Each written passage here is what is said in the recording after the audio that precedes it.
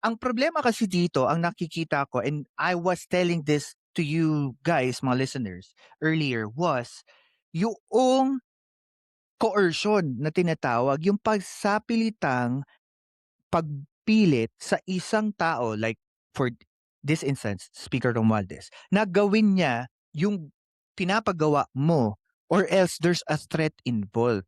And honestly, kahit sino ka pang media entity, kahit influencer, vlogger na may 600 million views or subscribers or 3 billion subscriber or 400 billion subscribers, that does not make you, sabihin na nating parang Diyos, na kailangan sundin ka, kailangan matakot sa'yo. Kasi at the end of the day, no one is above the law.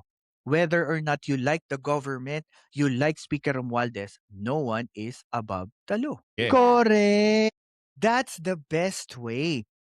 Kunwari, ako, I have a issue with VP Sara Duterte. Meron akong raw video na kung saan napanood ko yung ginagawa niya sa Netherlands. Nagpapamudmud siya ng pera with prayer meeting in support of her and in support of her father. Ilalabas ko yun. Tapos bibigyan ko ng komento. Pero, para mag-extort ka to control a person's narrative or political narrative ng politiko na, that's wrong. That's wrong. Kasi you're taking advantage over that person.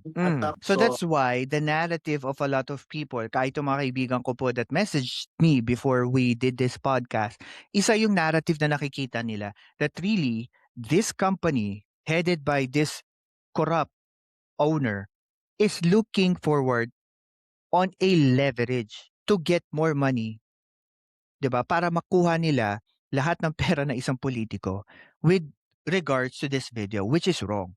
Kahit honestly, kahit dun sa mga vloggers right now, yung mga political vlogger, 'di ba usually minsan nga nakakapagod na kasi lagi silang may nilalabas na video, raw footage, pero napag-uusapan, nakikita. Pero yung kanya, para bang kala mo parang smoking gun na hindi natin alam lahat. Which is not a good idea, especially to his company. 'Di ba? Correct. No, ang ganda nung, analogy niya 'no, about to sa Meralco bill, mula 700 naging 7,000. And if you're talking about the jumper situation, kung may jumper yung household, 'di nawawala na yung idea na hindi naman totoo yun in a regular household. Ewan ko lang guys, kung kayo, if you have a Meralco bill, ganun ba katindi? So in this situation na sinabi ni Congressman Ridon, makikita natin that there is a certain disinformation. People are jumping into conclusion, not even checking what is in the fine details. Just for this 700 to 7,000, ngayon magtataka ka kung bakit nangyari yun eh. And if you're gonna go check the information, lumalagay na yung palang household na yun is making other accounts and then added to one single account kaya tumaas. Ayan. Iyan hindi na part ng ating hindi na part ng ating content for right now. Again, maraming maraming salamat po sa walang sawang support.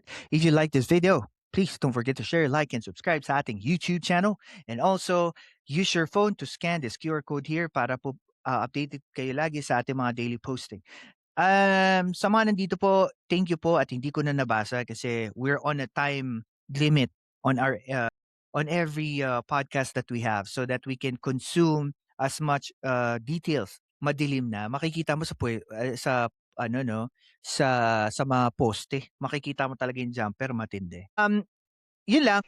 Ako, si Densable TV 2.0 at ito ang Pilkas kung saan ang katotohanan ay walang takot na sinasabi. Like, share, and subscribe na.